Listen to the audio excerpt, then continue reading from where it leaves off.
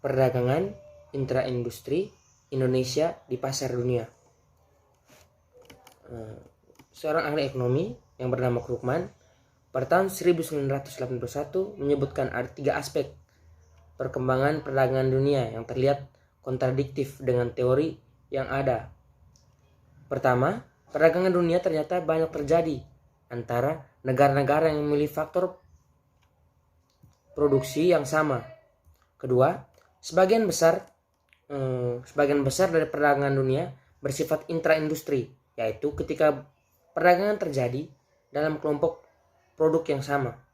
Yang ketiga, ekspansi perdagangan pada masa setelah Perang Dunia II tanpa diikuti dengan realokasi sumber daya atau resources atau efek distribusi pendapatan yang memadai.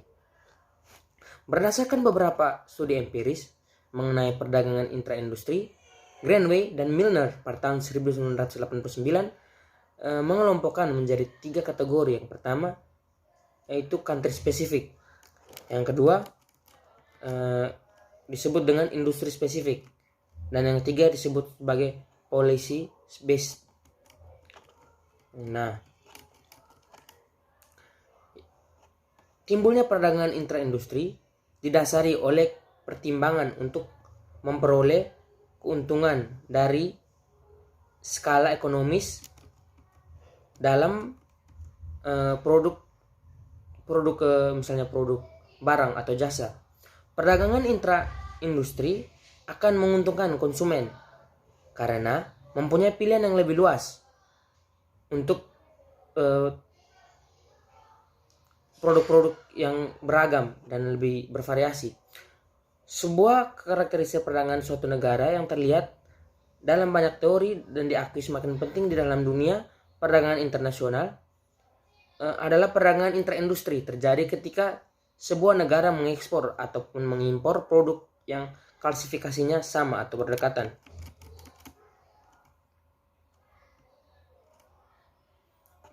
Penelitian mengenai perdagangan intra-industri sudah cukup banyak dilakukan oleh peneliti. Hasil-hasil pengujian hipotesis berkaitan dengan perdagangan intra-industri juga dari banyak ahli ekonomi tersebut, itu misalnya Greenway dan Milner, itu tentang perdagangan intra-industri yang dikelompokkan menjadi 3 bagian tadi yang sudah kita lihat. Lalu macam-macam metode penelitian.